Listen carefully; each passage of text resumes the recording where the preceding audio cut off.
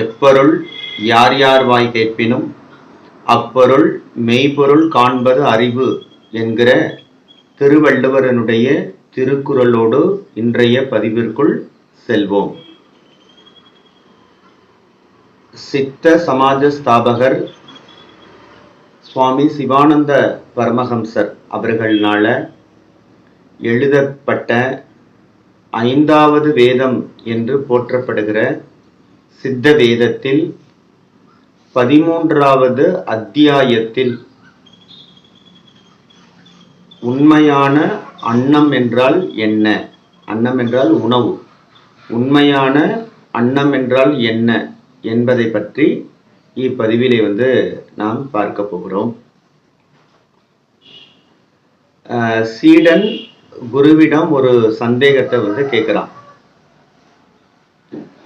சாமி, நீங்க வாயுவை தேகம் அப்படின்னு சொல்றீங்க, ஆனா இந்த உலகத்தில் இருக்கக்கூடியவர்கள் அன்னத்தினால வளர்கிற அன்னமய கோஷத்தை, அன்னம்னா உணவு, அன்னமய கோஷம்னா நம்ம இந்த பார்க்கக்கூடிய இந்த உடல், அன்னத்தினால வளர்கிற அன்னமய கோஷம், அதை தான் தேகம் அப்படின்னு சொல்றாங்க. அப்படி அந்த அன்னமய கோஷத்திற்கு அன்னத்தை கொடுத்தால்தான் அது வளரும், அப்பொழுதுதான் அதில் உயிர் இருக்கும் என்று சொல்கிறார்கள். ஆனால் நீங்க வாயுவை தேகம்னு சொல்றீங்க. இப்போ வாயுவை தேகம் என்று சொன்னால் அதற்கு அன்னத்தை கொடுக்க வேண்டிய தேவை எதற்கு? அன்னத்தால் வளர்கிற அன்னமய கோஷத்துக்கு தான் அன்னம் கொடுக்கணும். ஆனால் வாயு தான் தேகம் என்று சொன்னால் அதற்கு அன்னத்தை கொடுக்க வேண்டிய அவசியம் இல்லையே, இது எப்படி என்று அந்த சந்தேகத்தை கேட்கிறான். அதற்கு குரு என்ன பதில் சொன்னார்கள் அப்படிங்கிறத தான் நாம இன்றைய பதிவாக பார்க்க இருக்கிறோம். சீடன் கேள்வி கேட்ட உடனே சுவாமி அதுக்கு பதில் சொல்றாங்க. பதில் சொல்றதுக்கு முன்னாடி ஒரு கேள்வியும் கேட்குறாங்க. என்ன கேட்குறாங்கன்னா, அன்னம்னா என்னன்னு கேட்குறாங்க. அதுக்கு சீடன், நம்ம சாப்பிட்றது, நம்ம அருந்துறது எல்லாமே அன்னம் தான் சுவாமி. அப்போ இந்த அன்னத்தை சாப்பிட்றதுனால ஒருத்தர் உயிர் வாழ முடியுமா? அன்னத்தை மட்டும் சாப்பிடுவதனால ஒருத்தர் உயிரோடு இருக்க முடியுமான்னு கேட்குறாரு. ஆமா சாமி, கண்டிப்பா. அப்ப நான் இதுவரைக்கும் உள்ளவர்கள் எல்லாம் அன்னத்தை தானே சாப்பிட்டாங்க, அவர்கள் எல்லாம் இதுவரைக்கும் செத்து தானே போயிருக்கிறார்கள். அப்ப அன்னத்தை சாப்பிட்டுட்டு எப்படி அவங்க செத்தாங்கன்னு கேட்குறாங்க. அதுக்கு சீடன், ஆயுள் குறைஞ்சிட்டு சுவாமி, அப்படியெல்லாம் இல்லை, அது தப்பு. அதாவது அன்னத்தினால் உயிர் வாழ்கிறார்கள் என்பது உண்மைதான், ஆனால் உண்மையான அன்னம் என்றால் என்ன என்பதை நம்ம தெரிந்து கொள்ளாமல் இருக்கிறோம். இப்போ உண்மையான அன்னம்ங்கிறது என்னன்னா, நம்முடைய வாயு தான், ஜீவசக்தியாக இருக்கிற வாயு தான் உண்மையான அன்னம்.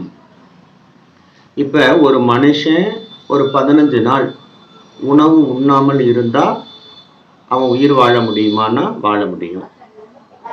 ஒரு நாள் முழுவதும் தண்ணீர் குடிக்காம இருக்க முடியுமா அப்படின்னா இருக்க முடியும். அப்ப அவனுடைய உயிர் போகாது.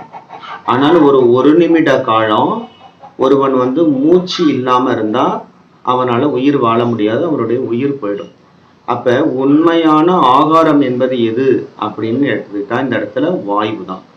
அப்ப அந்த வாயு என்பதுதான் அன்னம். அப்ப அந்த வாயு நம்மளுடைய ஒவ்வொரு நாளும் நம்மளுடைய 5 புலன்களின் வழியாக ஒவ்வொரு நாளும் அப்படியே செலவாகிக்கிட்டே இருக்கு. கடைசியில தீர்ந்து போய் இந்த மனிதன் செத்து போகிறான். அப்ப மனிதன் செத்து போகாம இருக்க வேண்டும் அப்படின்னா இந்த ஜீவசக்தியாக இருக்கிற அந்த வாயு என்று சொல்லப்படுகிற அன்னத்தை அவன் சாப்பிடணும். அந்த அன்னத்தை சாப்பிட்டா அவனுடைய உயிர் போகாது, அவன் செத்து போக மாட்டான்.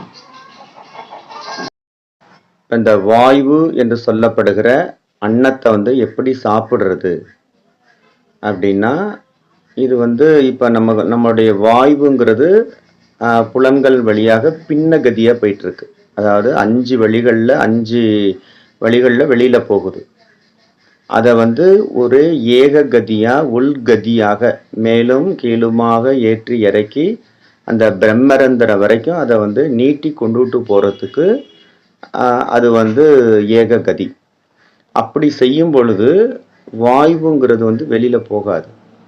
அப்போ உள்ளாரையே மேலும் கீழும் ஏற்றி இறக்கி பிரம்மரந்திரத்தை வந்து தட்டி திறந்து நம்மளுடைய வாயுவை வந்து முழுவதுமாக வெளியில் விடாமல் உள்ளாரையே பூரிக்கும் பொழுது, சாப்பிடும் பொழுது நாம் வந்து செத்து போக மாட்டோம் அப்படின்னு சாமி சொல்கிறாங்க. சித்த வேதத்தில் பூரிக்கணும் அப்படின்னு ஒரு சொல்ல பயன்படுத்துகிறாங்க. இதை வந்து திருமூலர் திருமந்திரத்தில் திருமூலரும் இந்த சொல்லாடலை வந்து பயன்படுத்தி இருக்கிறாங்க. ஏற்றி இறக்கி இருகாலும் பூரிக்கும் காற்றை பிடிக்கும் கணக்கறி வாளரில்லை, காற்றை பிடிக்கும் கணக்கறி வாளருக்கு கூற்றை உதைக்கும் குறியது வாமே அப்படின்னு. அப்போ காற்றை வந்து நம்ம உள்ளார வெளியில் விடாமல் உள்ளாரையே வந்து பூரிக்கணும். அப்போ அந்த அந்த உள்கதி, அந்த உள்கதி நம்ம எப்படி செய்யறது அப்படின்னு சொன்னால், அதற்கு தான் சுவாமி சிவானந்த பரமஹம்சர் வந்து சித்த வித்தை அப்படிங்கிற ஒரு பயிற்சியை, சாகா கல்வி பயிற்சியை வந்து கொடுத்திருக்கிறார்கள். அந்த உள்கதி எப்படி இருக்கும் அப்படிங்கிறது தான் இந்த சித்த வித்தை என்று சொல்லப்படுகிற பிராணாயாம பயிற்சி. இது எல்லா மார்க்கங்களிலும் இந்த உள்கதி பயிற்சி உண்டு. வேறு வேற வேற. சுவாமி சிவானந்த பரமஹம்சர்கள் சித்த வித்தை அப்படின்னு சொல்லி கொடுத்துருக்குறாங்க.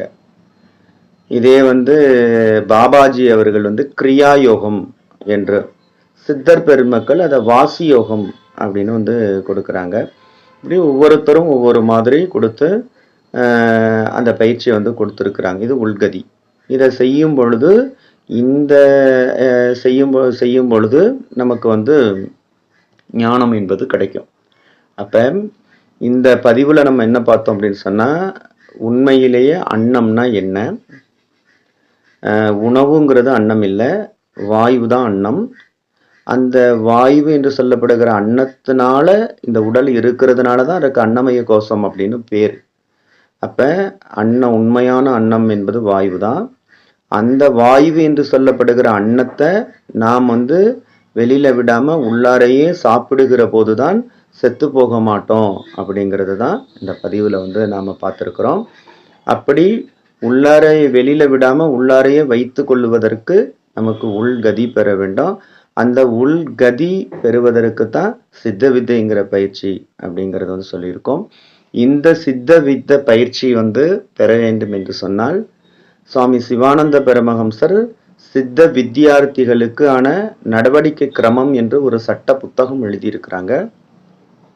அந்த சட்ட புத்தகத்தில் இருக்கிற சட்ட விதிகளின்படி நடப்பதற்கு யாருக்கு துணிவு இருக்கிறதோ அந்த அவர்களுக்கு இதை வந்து உபதேசம் செய்து கொடுப்பார்கள். இந்த சித்த வித்தை பெறுவதற்கு எந்த விதமான பணமோ காசோ பொருளோ எதுவுமே தேவையில்லை, இலவசமாகத்தான் அதை வந்து கொடுப்பார்கள். எனவே இந்த ஞானம் பெற வேண்டும். நீங்கள் ஜீவகாருண்ய ஒழுக்கம் அப்படிங்கிற நூலில் பார்த்தீங்கன்னா வள்ளல் பெருமான் சொல்லும் பொழுது, மனித பிறவி வந்து ஒரு அரிதான பிறவி, அது மீண்டும் அந்த பிறவி கிடைக்காமல் போகலாம் அப்படின்னு ஒரு இடத்துல அவங்க சொல்கிறாங்க.